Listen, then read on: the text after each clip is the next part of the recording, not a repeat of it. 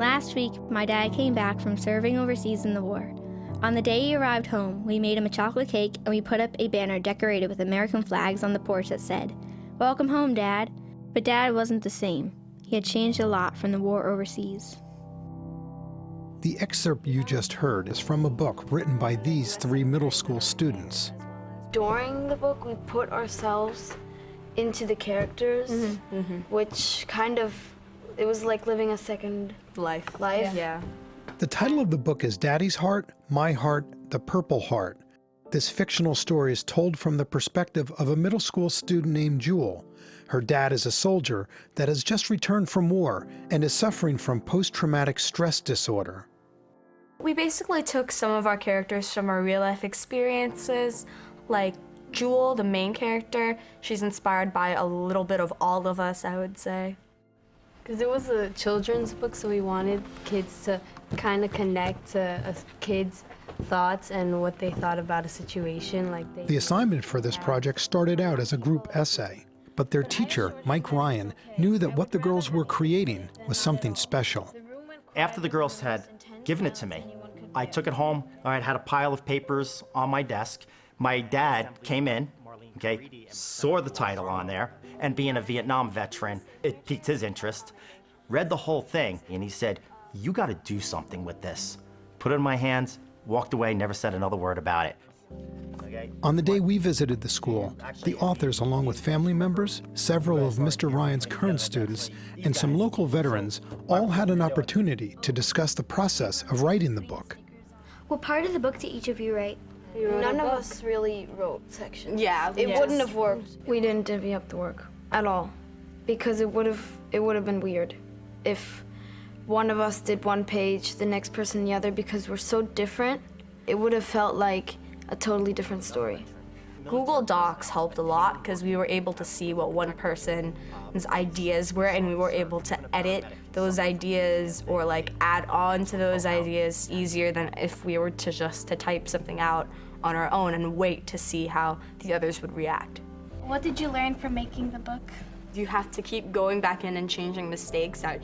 The draft, it took 3 weeks, and then the editing and the pictures took, all of that was 3 months. The authors and Mr. Ryan worked through the summer to complete the book.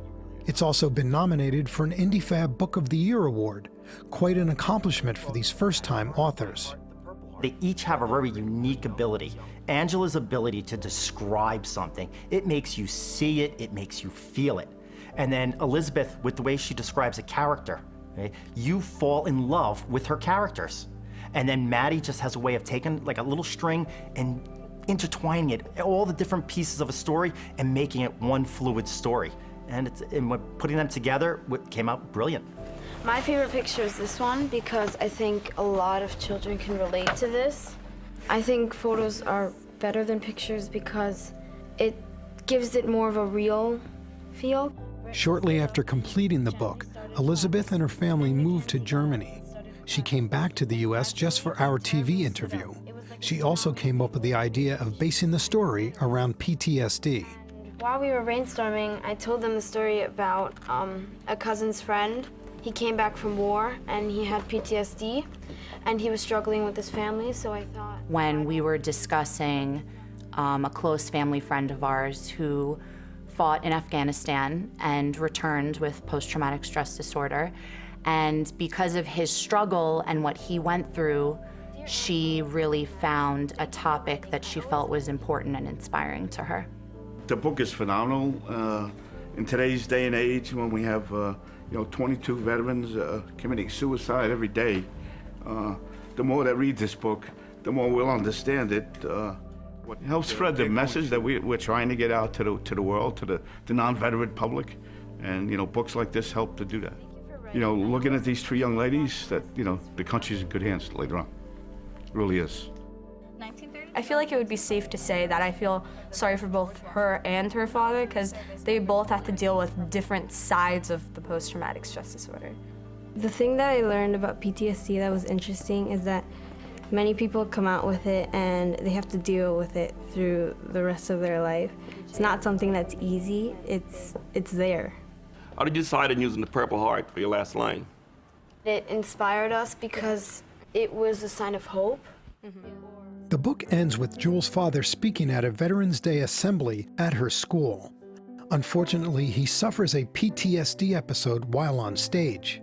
Jewel and one of her teachers, who is also a war veteran, help her father through it.